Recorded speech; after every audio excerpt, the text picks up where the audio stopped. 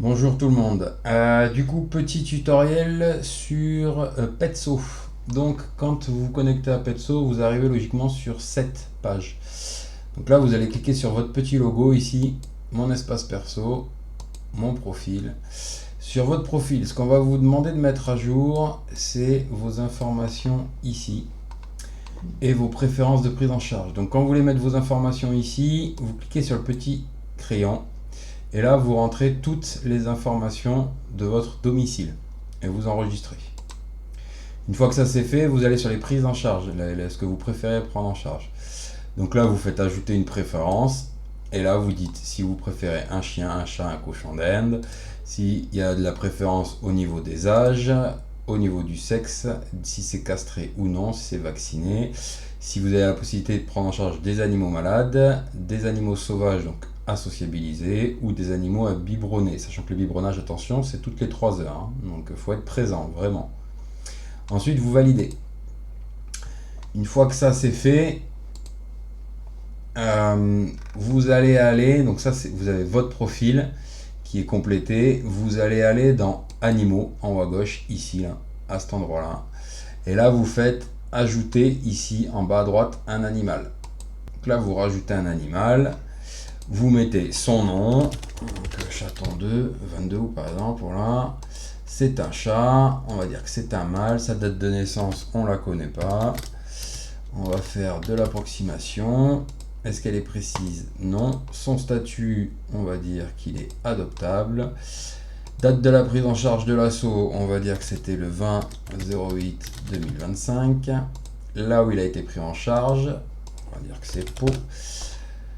Son numéro d'identification, donc ça si on l'a pas encore, il faudra le remplir plus tard. Son tatouage, pareil, les 3 quarts du temps on les a pas, donc il faudra les mettre plus tard. Ensuite vous descendez, le titre, donc la race, les 3 quarts du temps bataillez pas, c'est de l'européen.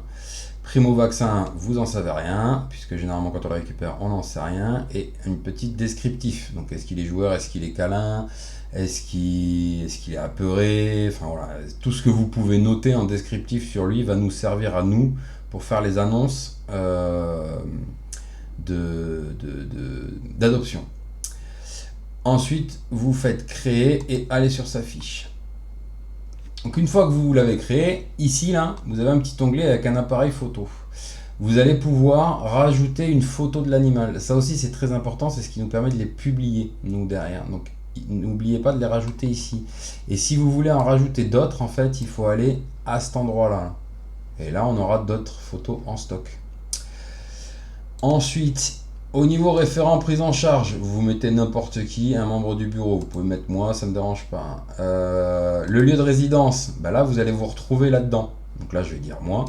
Donc c'est moi la FA.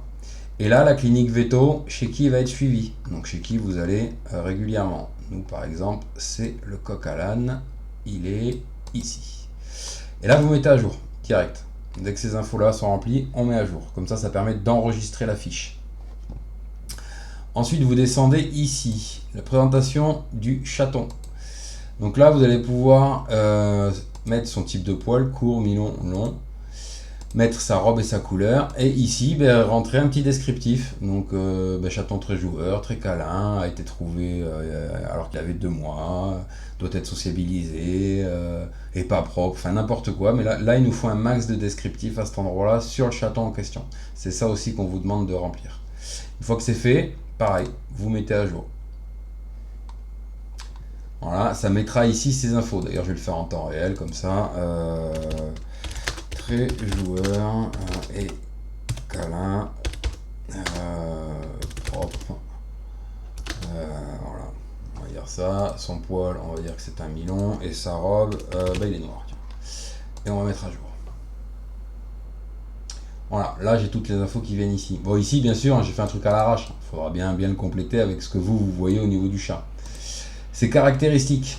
Voilà, là il va falloir également nous dire s'il convient à la vie d'un appartement ou pas, maison ou pas, s'il a des allergies, s'il s'entend avec les enfants, pas avec les enfants, avec les chiens, avec les chats, enfin voilà, tout ce qui lui correspond. Ses signes distinctifs, s'il y a une tache blanche à un endroit, les yeux verrons ou autre. Voilà. Dès que ça c'est fait et que vous mettez des photos si vous pouvez, vous mettez à jour. Toujours mettre à jour dès que vous avez rempli des infos. Ici, pense bête, bah, c'est si vous avez des observations à mettre ou des choses qu'on aurait pu oublier. Ça, c'est le suivi de l'adoption. Donc ça, généralement, ça va être plus fait par Mathilde.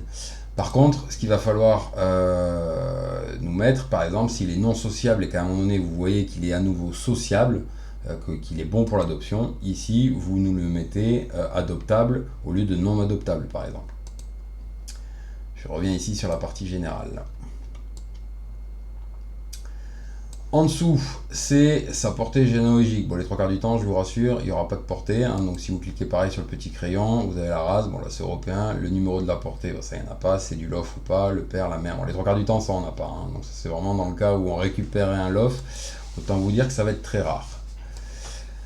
Et en dessous, la date de prise en charge, quand c'est que l'animal a été pris en charge par nous. Voilà. Ensuite, on va dans l'onglet santé ici, qui est juste là. Hop. Là, donc vous voyez qu'il est au coq à l'âne. Vous pouvez mettre s'il détient un passeport européen ou non, s'il a des pathologies et le type d'alimentation qu'il lui faut. Ici, vous pouvez également rentrer l'historique de santé en fonction de ce que vous aura dit le veto. Et ici également, vous pouvez noter la taille, la corpulence et l'activité. Donc si c'est un feignant ou si c'est une bombe nucléaire qui vous retourne la maison. Voilà. Ensuite, on descend, toujours hein, pareil, vous mettez à jour à chaque fois que vous rentrez une partie, vous mettez tout le temps à jour ici.